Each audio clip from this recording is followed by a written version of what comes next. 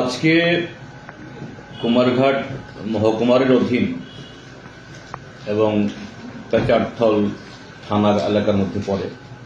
পেচারথল বিধানসভা এই এলাকার অন্তর্ভুক্ত জায়গাটার নাম বাগাইছড়া ডিসি এলাকা।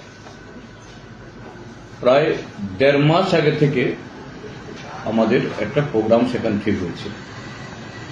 এখানে সম্ভবত গত ডিসেম্বরে প্রথম দিকে কুমারঘাটে জনসভাতে আমি আসি, তখনই আজকে ২৪ তারিখে ওই জায়গাতে একটা সভা করার সিদ্ধান্ত হয়। তো স্বাভাবিক তার একটা প্রচার ছিল, প্রস্তুতিও ছিল, কিন্তু দেখা গেল গত কদিন ধরেই বাগাইছড়াতে সভা করতে দেওয়া হবে না, এখানে পার্টির নেতা আসবেন তাকে ঢুকতে দেওয়া হবে না।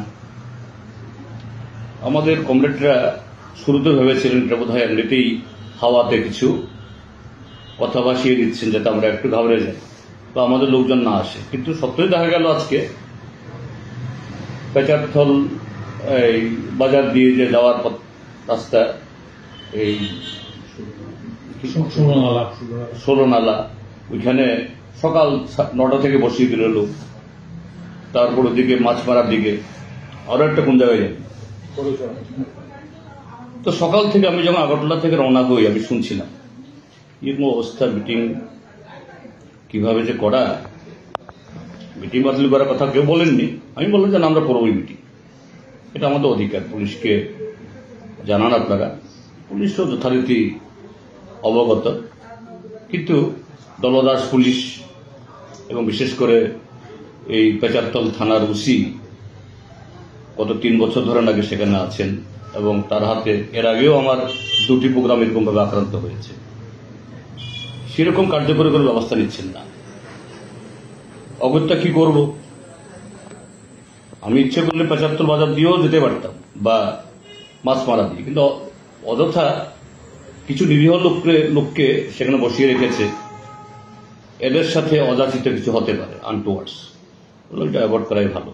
অন্য রাস্তা আছে কিনা, একেবারে ঘুর পথে নবীনছড়া হয়ে আমি সেখানে গিয়ে পৌঁছলাম। কিন্তু সেখানেও গিয়ে নবীনছড়া নামবো, একটা টিলার উপর যখন আমার গাড়ি পৌঁছে, বিজেপির লোকজন কিছু কালো পতাকাধারী এদের সাথে আছে একটা গাড়ি, এই কি গাড়ি জানি এটা, বলেরো, ওই যে গিয়ে মালটাল টানে, গিয়ে একেবারে এলো পথারি ভাবে আমার গাড়ির সামনে দাঁড়িয়ে গেল। এরপর আমাদের ভলান্টিয়ার এসে গাড়িটাকে সরিয়ে আমরা জায়গায় মিটিং করতে গেছি, মিটিং করেছি এবং খুব সাকসেসফুল মিটিং হয়েছে। এখন ঘটনা হল সামনে কোনো নির্বাচন নেই, যে নির্বাচনটা হওয়ার কথা তারও কোনো নিশ্চয়তা নেই। এডিসি ভিলেজ কমিটি, বিধানসভা আরো ৩ বছর দেরি আছে, লোকসভা আরো ৪.৫ বছর দাঁড়িয়ে আছে। কিন্তু কেন আতঙ্ক বিজেপির? এই কেন্দ্রের যিনি এখন বিধায়িকা, মন্ত্রীও আরো ৩ বছর ক্ষমতায় থাকবেন, কিন্তু এখনই কেন তাদের এই আতঙ্ক? এটাকেই বলা হয় জনবিচ্ছিন্নতা। জনবিচ্ছিন্ন থেকে অসংলগ্ন কথাবার্তা নেতৃত্বে।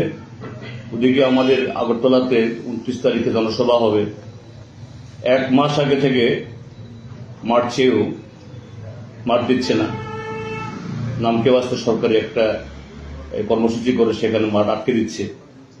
তো এইভাবে ত্রিপুরাজ্যের মধ্যে বিজেপির জনবিচ্ছিন্নতা যত বাড়ছে তত তারা এই হিংসা, অস্থিরতা, প্রশাসনের মধ্যে এই যে নপুংসক কিছু অফিসার আছে এদেরকে ব্যবহার করে আইন শৃঙ্খলা অবনতি ঘটানো করছে।